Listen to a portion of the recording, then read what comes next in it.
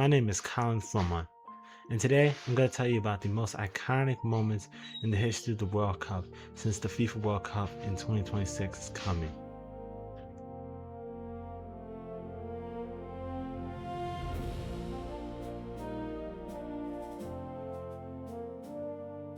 The World Cup was founded by the Fédération Internationale de Football Association, better known as FIFA, in 1930, although FIFA had been founded in 1904. Unlike its later tournaments, however, the inaugural World Cup was an invitational tournament that went rather dire, as several teams failed to accept the invitations from FIFA, with the national team of Egypt even missing their ship despite accepting an invitation. As a result, only 13 teams would play, with France's Lucien Laurent scoring the first goal. After 17 days of football, Argentina and Uruguay would face off in Montevideo for the title of world champions. Uruguay would beat Argentina 4-2 to be the World Cup's first ever winners. The next World Cup, however, was held and won by Italy. This World Cup, though, was much more controversial, as Italy were accused of cheating. This was primarily due to the fact that the then Italian Prime Minister Benito Mussolini was a supporter of the team. The Italians also won in 1938, which was yet again controversial. Although the World Cup was expected to occur in 1942, it was cancelled due to the outbreak of World War II, and despite the war ending, was cancelled again in 1946. And then there was Brazil. After two consecutive World Cup cancellations, the World Cup returned in 1950. The host was a country where football is a religion. Where football isn't just a sport, it is life. The country is known as Brazil.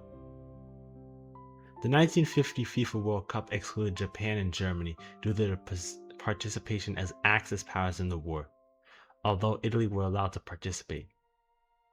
Suspicious, don't you think? This World Cup had 13 teams like the 1930 version and had a lot of upsets in it. One of them was the United States' 1-0 victory over England when Joe Gadegens scored the only goal of the game. However, the most surprising one was without a doubt the World Cup decided between Uruguay and Brazil. The Brazilians went into the tournament as the clear favorites. I mean, they had Moacir Barbosa, Zizinho, Ademir. You know what, that's actually not a good argument. If you're from my generation, I probably listed a lot of NPCs. However, back in 1950, the players I just listed were the best in Brazil. In the opinion of the public, these guys were much better than the Uruguayans. And on paper they were. Just for some context, Brazil beat Spain 7-1 and Sweden 6-1 en route to the final. And this was Uruguay we were talking about. Brazil were quite literally the South American champions. Meanwhile, Uruguay hadn't won the South American Championship in almost a decade, and they hadn't won a World Cup in 2 decades. And the way the Brazilians were talking was quite frankly disgusting. Just for some context on how much the Brazilian people were talking, allow me to provide you with a few examples. In the days leading up to the final, Brazilian newspaper O Mundo released a newspaper article titled Brazil World Football Champion in 1950. Politicians already had speeches ready, and 500,000 shirts had been created with the words Brazil Champion.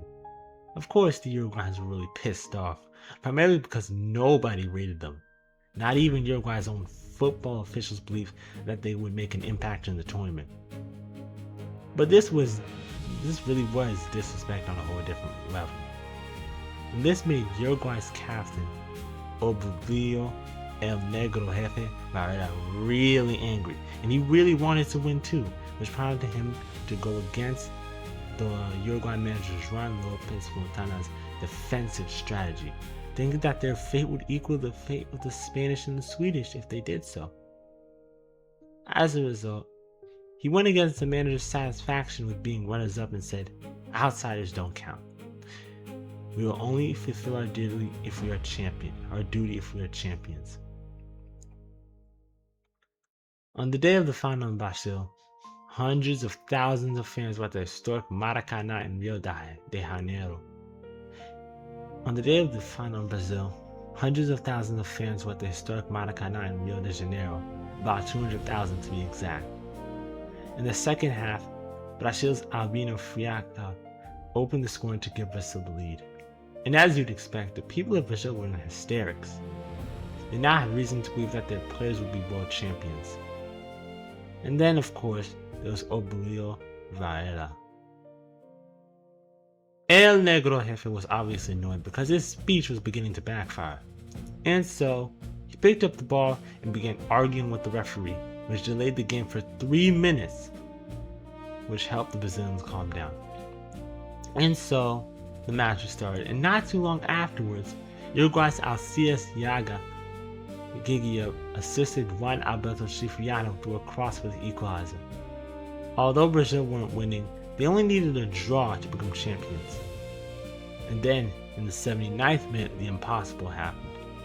Brazil's goalkeeper Melchior Barbosa came off his line expecting Gigia to try another cross.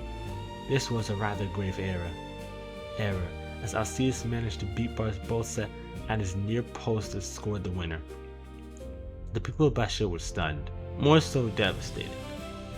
The supporters and players were in tears, but no one suffered more than Barbosa, who basically became an enemy of the state over this error. Before dying, he famously said, "In Brazil, the maximum sentence for a crime is 30 years, but I have served this sentence my entire life." By that point, the Maracanã had happened well over 30 years ago. And then there was the miracle of Bern. In 1954, Brazil would try to bounce back from the misery of the Maracanã, only to lose 4-2 to Hungary in the World Cup finals in the iconic Battle of Bern, who would actually go on a World Cup run. The Hungarians who went on the run would go to beat the World Cup holders Uruguay 4-2. And then they faced West Germany. The West Germans weren't doing so hot themselves. They were yet to win a World Cup title, and they had been essentially humiliated by the Hungarians in the group stage, losing 8-3, courtesy of a poker or 4-goal performance by Stanislav Kostic. And so, the Germans were hoping that they would pull off a Uruguay-style comeback. These hopes were somewhat thwarted, however, when Hungary went up by 2 goals in just 8 minutes. However, Max Morlock and Helmut Run of Germany scored goals to equalize the game, which was followed by another goal from Ron to seal the game and complete the comeback that gave Germany their first ever World Cup. And then, post-Maracanã for Brazil. Fast forward to 1958 and we're now in Sweden. And the Brazilians were attempting to recuperate from those embarrassing knockouts in 1950 and 1954. Not only that, they were also mentally embarrassing and humiliating, and mentally decapitating too. According to El Negro Jefe, who celebrated the victory by going out for beer in the then Brazilian capital Rio de Janeiro, he later felt remorse for the people of Brazil. And as you already know, the people were devastated. They were so devastated, in fact, that allegedly 200,000 Brazilians took their own lives over the loss. And as for the national team, the loss was so bad that they decided to scrap their white kits after 1950 and exchange them for the iconic yellow shirts and blue shorts. As you already know, 1954 didn't go so well. The team even lost in the 1953, 1956, and 1957 South American Championships, even losing in 1957 to bitter rivals Argentina. However, things were different in 1958. And it was in that World Cup that a young 17-year-old footballer would have his breakout. His name was Pelé. Pelé and his attacking partner Garinca, 7 years his senior, actually did not play into the final group stage game against the Soviet Union, which Brazil won 2-0. Early in this game, both Pelé and Garinca hit the post while Vava scored. All of these events happened in 3 minutes, leading to the match to hold the name, the greatest 3 minutes of football of all time. Without Pelé and Garinca, however, Brazil managed to beat Austria 3-0 and hold England to a 0-0 draw. therefore sending them to the World Cup quarterfinals, where Pele would score the only goal against Wales to send his country to the semis. And then there was France. This France team was not weak. The 1958 France national team featured Jules Fontaine, who were going to be the winner of the World Cup Golden Boot, and as of late holds the record for most goals scored in a single World Cup, 13, while being the all-time top scorer of the competition for decades. Just for context, that was the only World Cup that Fontaine ever played. So Brazil were up against a challenge. Brazil's Vava opened the scoring. However, shortly afterwards, Fontaine equalized. Thankfully, Brazil's Didi scored to put his nation 2-1 up. And then Pele scored the Seleção's third, fourth, and fifth goals to get a hat-trick. The French Roger Piantoni would get a consolation goal for Les Bleus, but it was too late. Brazil were going to the second World Cup final. In the final, the Brazilians were forced to wear blue kits since Sweden were wearing Brazil's yellow. And unfortunately for the Brazilians, Sweden's Nils Lidholm took the lead early. As you'd expect, the people were beginning to get flashbacks to 1950. However, Vava would quickly bring the joy back as he scored 2 goals to complete the comeback. And then Pele showed up and scored one of the most iconic goals of all time. When Pele received the ball, he flicked it over a Swedish defender that was marking him, controlled the ball with his chest, and volleyed it into the net. Pele would get another goal, and the game would end 5-2 in favor of the Brazilians, giving them their long-awaited World Cup title. 4 years later, the World Cup was back, only this time it was in Chile. Although the tournament started relatively well, it later became infamous for the Battle of Santiago. The Battle of Santiago was a match between Chile and Italy, and it was so violent that BBC broadcaster David Coleman famously said, "The game you're about to see is the most stupid, appalling, disgusting, and disgraceful exhibition of football in the history of the game. This is the first time these countries have met. We hope it will be the last." The national motto of Chile reads, "By reason or by force." Today, the Chileans weren't prepared to be reasonable. The Italians only used force. The result was a disaster for the World Cup. If the World Cup is going to survive in its present form, something has got to be done about teams that play like this. Indeed, after seeing the film tonight, you at home may well think that the teams play in this manner ought to be expelled immediately from the competition. The Chileans started the match aggressively. They spat and kicked and provoked the Italians, leading them to strike back, which led to Italy's Giorgio Farini being sent off, only leaving the policemen basically arresting him. Chile's Leonel Sanchez broke the nose of Italy's Humberto Maggio and also fought Mario David, leading to David setting off. The match ended 2-0 in favor of the Chileans, but there was a clear enmity between the two teams. Although the Chile-Italy game was the most notorious during the 1960 World Cup, it was most definitely not the least violent. In just 2 days of World Cup games, there were 4 red cards, 3 broken legs, a fractured ankle, and cracked ribs. In 1962, however, the Brazilians didn't focus on violence. Instead, the Seleção maintained their Joga Bonita style of play and beat Mexico 2-0 in the opening group stage match, a game that Pele scored in. By that point, Pele had gone on to become the best player in the world. He'd helped Santos win state league titles, even getting 58 goals for his club, Santos, in the 1958 Campeonato Paulista that they had won. Then out 1961, Pele toured the world and scored 111 goals in that year, including friendlies. He was their star, and Brazil planned to return home as champions. However, the plans rapidly derailed when Pele got injured in the second match, causing them to miss the rest of the tournament, in part due to the fact that he had to play the whole game that he got injured in, as substitutions were not allowed back then. And so Garinca stepped up. In the quarterfinals against England and the semifinals against Chile, Garinca got a brace that sent Brazil to the final.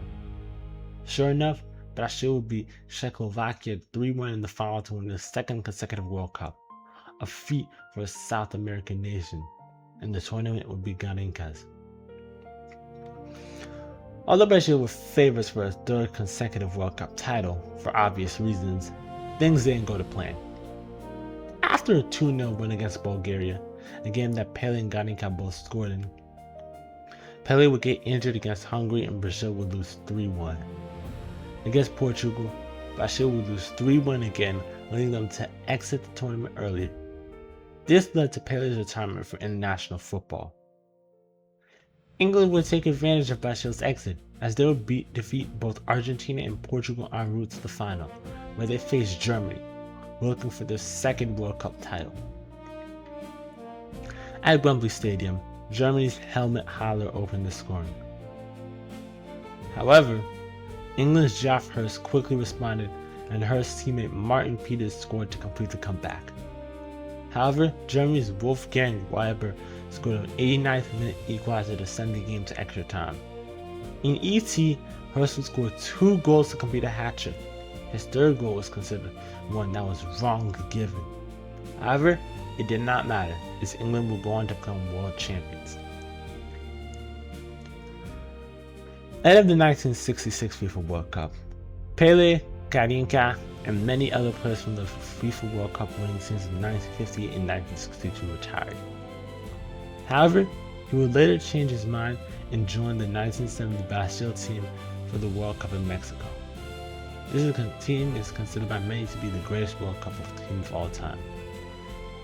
Brazil managed to win all 3 of their group stage games with an attacking lineup of Rivelino, Jairzinho, Pele, and Tostão, with Gerson and Clodoaldo in the midfield, and Carlos Alberto Torres in the defense as captain.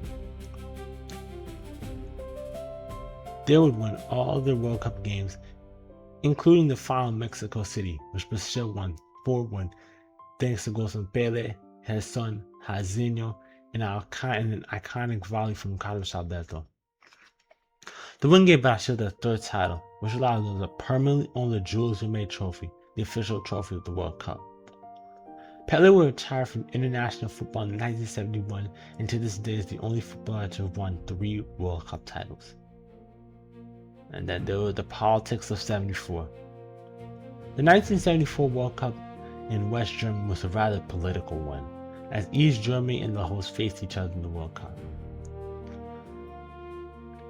Although the West Germans were clearly more superior, East Germany's Jürgen Spauwasser scored a 77th minute winner that helped his country win 1-0. Another politically affected team was the DR Congo.